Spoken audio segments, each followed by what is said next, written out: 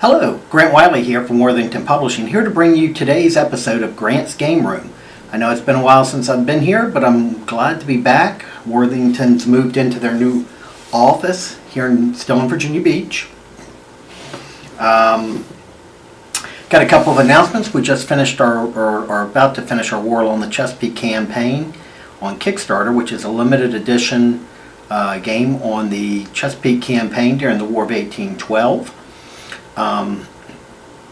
The reason I'm reviewing the game today is we have come into an agreement with the designer to produce the game I'm reviewing, as well as another game that he never got produced. This is a reproduction of a game he produced in 1997. I'm going to go ahead and show it to you now. It's Moonshot. It's by designer Van Overbay.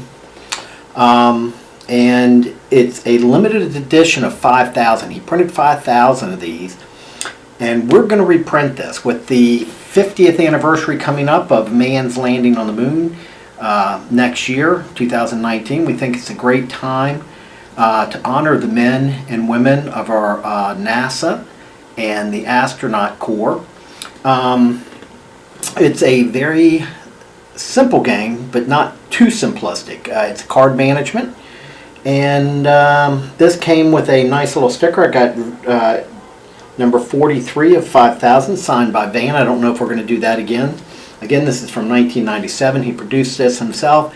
We're going to be producing this as well as a pirate game that Van designed. If you go out on Board Game Geek and look up Sea Rovers, S-E-A-R-O-V-E-R-S,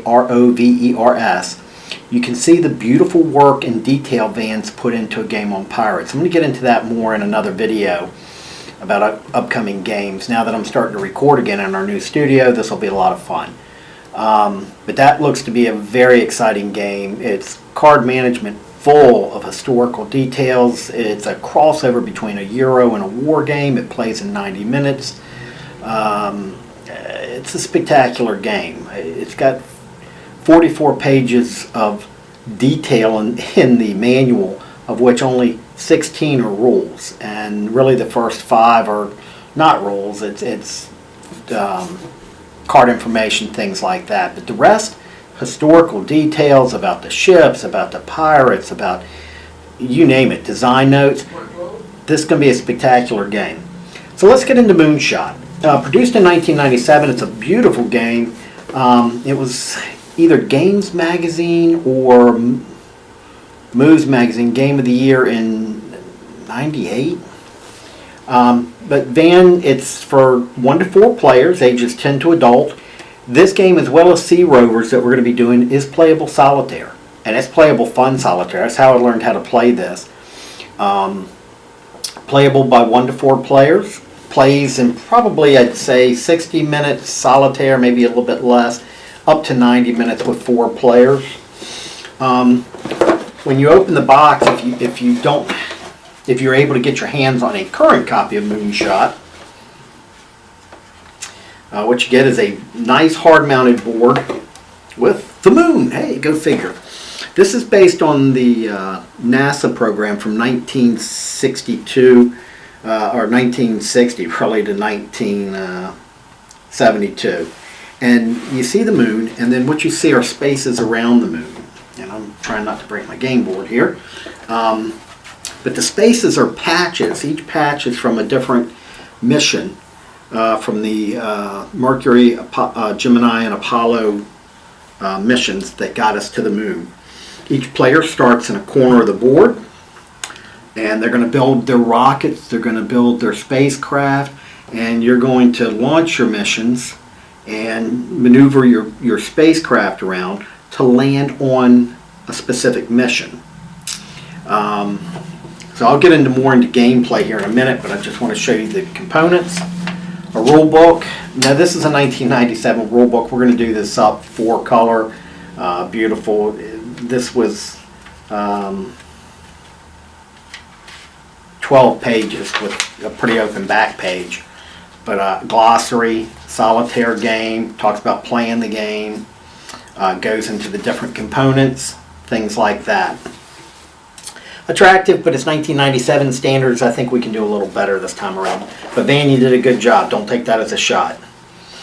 Cards. You get an abundance of cards here. And this is the heart of the game. It's a hand card management, but it is historical detail. You get 50 fuel cards. Each fuel card is worth either 1 or 5 fuel points. And these are what move your ship around. These are basically your money and your fuel. So you use these to build your rockets. Each rocket costs so much to build, and you build it using components. So you're going to start with a hand of cards. And your hand of cards here, you've got spacecraft. There's a ton of historical detail on this. It gives you a fuel cost. So what you'll do is, well, we'll get into that. But anyway, component-wise, I think it's 132 cards. These are beautiful. He contacted NASA for the photographs on these, and we will continue to use these same photographs. I see no need to reinvent the wheel if something works good. The only complaint I had, and Van addressed it in an update he did, I believe in 2007, but it never got released, was there is so much historical information on here that he had to use a super small font to get it. Even with glasses playing solitaire on this, there was a lot of this. But it tells you historical information. This is a spacecraft. This is the command module, lunar command module. They're color-coded. White for Apollo, red for Mercury, and blue for Gemini. Lunar rover event, ham in a can. This is when we shot the monkey into space. Saturn V. The Saturn V, oh, beautiful rocket. You've got alarms that these are events that you can play on opposing players to perhaps cause them to abort a mission or stand down on a rocket or delay them. Events. But you've got missions, and the missions are what you're trying to complete. First player to complete 6 missions, land on the moon, wins the game. And how you complete the missions, you build a rocket using your fuel points and the cards in your hand, and then you launch the rocket, you move around the board to land on the mission in your hand. And once you do, you collect the patch. That's one of the 6 you need, and you go from there. These are the patches. He did these die cut. They're beautiful. I don't see a big need in changing these. So we'll probably stick with something very similar to this, if not the exact same. We'll change it up a little bit. Got to. He did, for your playing pieces, and I don't really do them justice here, but these cool little lunar landers in different colors. 4 colors. They're pewter. They are pretty cool. Although when I first looked at them, it was hard to tell what they were. But again, you know, this is 2000 or 1997. You know, we're talking over 20 years ago. But they're cool. They're good playing pieces. Again, you move your piece. You put your piece on the rocket. You launch it. You move it around the board until you complete the mission. A lot of historical detail in this, a lot of historical flavor. If you're a fan of the space race, NASA like I am, you'll love this game. I was going to get this game no matter what.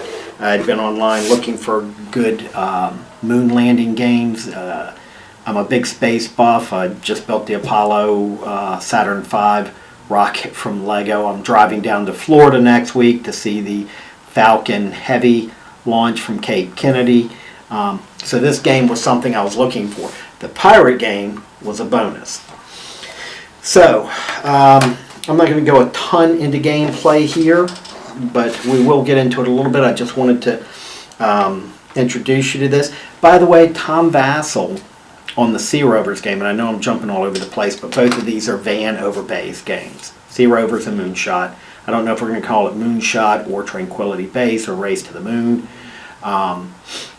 But Tom Vassell had it as, I believe, number 4 or 8 in his top 10 games he was looking forward to in 2008 on Sea Rovers. It's a beautiful, beautiful game. So check that out. We're going to have that up on Kickstarter probably March or April. We want to rework a couple things and get with Dan and make sure we're all on the same page on this.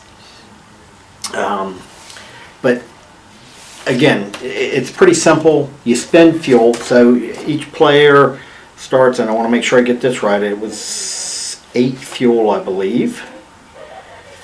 And 2, 3, or 4 player game. 7 cards, of course. I said 6 or 8. What is it? 7.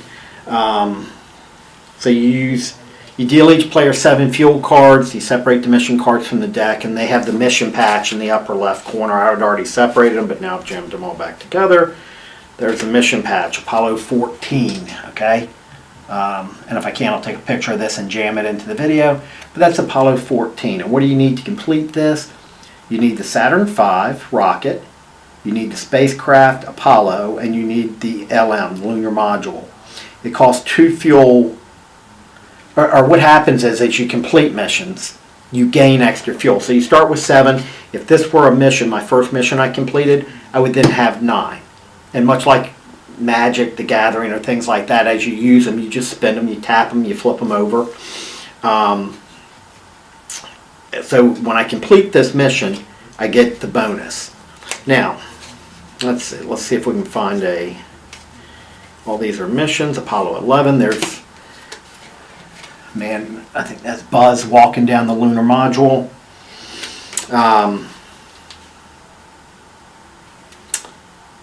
But here's the Saturn 1B. Okay, to place this rocket onto the launch pad, which you just place it in front of you, this will be your launch vehicle, it costs 3 fuel.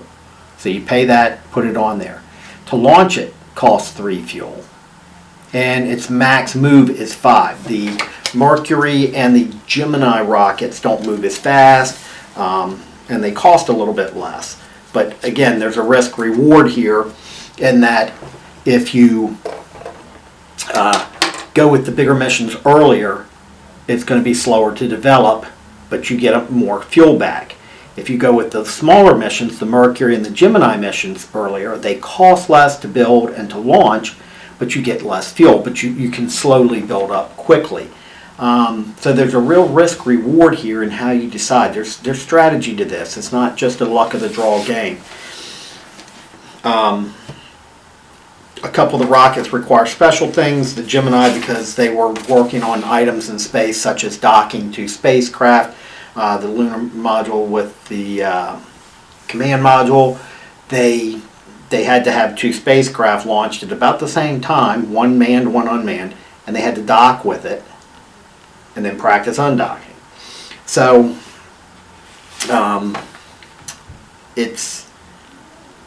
you got to launch that. So there's a lot of different things that you got to think about strategy-wise of this game. It's not just okay, I drew this card, I'm gonna play this card. No, you gotta think. You gotta look at what you got in your hand and what are you gonna do? Are you gonna go for the higher cost rockets and build those quicker? So that's really it. And phases of a tournament, I'll just walk you through this. Each player at the start of the game, I'm going to read you the start setup, and then I'll read you playing the game. You deal each player 7 cards. You deal each player 1 mission. You shuffle the mission cards, and then you deal each player a mission. Then each player picks their spot of the 4 spots around the board, and you can look at your mission and decide where you want to start. If you have a Mercury 7, well, gosh, it's right there. It's just a short jump for you. But if you've got the Apollo 7, well, you may want to be over here in this corner of the board where the Apollo 7 launch space is.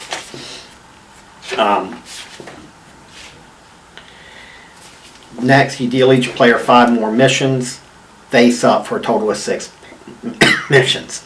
You put the remaining missions into the draw deck. So initially, you got some shuffling to do, and make sure when you play this, and we'll put this in the rules, shuffle the deck thoroughly, because it needs to be thoroughly shuffled. Otherwise, you're going to wind up with a clump of missions, and not good. Each player then gets dealt 8 cards from the remainder of the deck into their hand. There's going to be a mixture of maybe some missions. You're going to have space equipment, events, alarms, things like that. Then each player takes a turn and goes around the table. And this is the phases of the game. It's 6 phases. You can bring equipment out of your hand and place it onto a mission's launch pad. And how you do that is basically you've got these just rows in front of you. So if I want to do Apollo 1, I'm going to take, let's see, I need a Saturn 1B. I'm going to take a Saturn 1B and I'm going to place it in front of me, and that's my initial rocket. And then everything else that I need with that, the Apollo spacecraft, I'm going to put below it. But it costs you fuel to do that. It costs you fuel, your money, to build your rocket. You can move a piece of unlaunched equipment from the launch pad of one mission to the launch pad of another. So you can shift equipment around on the launch pad. You can launch missions. You can pay the launch cost and then move it. Once you do that, though, the equipment can't be moved from launch pad to launch pad. There's numerous launch pads down at Cape Kennedy. Right now, as of the recording of this, you've got a Falcon 9 at one of the launch pads, and you've got the Falcon Heavy at LC-39A, which was where they actually launched the Apollo moon mission from. And you can move your piece, and it's one fuel card for each space that you want to move. So if you want to move 5 spaces, it costs you 5 fuel. You can scrub missions. You can pull out all the equipment on your mission and move it onto the discard pile. You can complete missions by moving your piece onto the mission patch. And then you can assemble, relaunch, and move a mission after it's been completed. For the solitaire game, and this was a lot of fun, it teaches you strategy for playing multiplayer missions.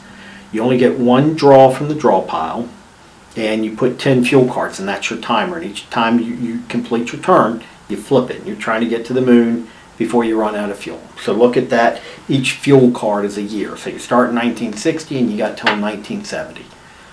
Remember, that was Kennedy's promise. We're going to put a man on the moon by the end of this decade. And we choose to do these things not because they're easy, but because they're hard. You get to discard. You can always discard one card, and then you can draw as many cards as necessary to bring your hand up to 8 cards. So really, it's the first player to complete 6 missions and win in the 2 to 4 player game, and in the solitaire game, it is you're trying to complete 6 missions before you run out of fuel or years. Van puts a glossary in here about different things: lunar gravity, escape tower, EVA, heat shield, just space stuff. And on the box, something I thought that was very cool was this game on its gold for limited first edition. This game is dedicated to the American men and women who lost their lives in the conquest of space. The crew of Apollo 1, Roger Chaffee, Virgil Grissom, Ed White, and the crew of STS-51L Challenger, Gregory Jarvis, Kristen McCullough, Ronald McNair, Michael Smith, Ellison Onizuka, Judith Resnick, and Francis Scobie. And this was before the Columbia disaster, where they broke. 3, 2, 1. Well, guys, my video cut off there, but we were at the end of this anyway. Be looking for more videos. I'm done with this one for today. This will probably be the only one this week. Next week I hope to do 2 and get back into the cycle of doing at least 2 videos. I'll be bringing you game news as we get it. I'll try and incorporate those rather than doing a separate game news, and we'll try and do 2 reviews a week. And anyway, you got a weekend coming up, guys. Your job: play a game, teach a game, but most of all, happy gaming.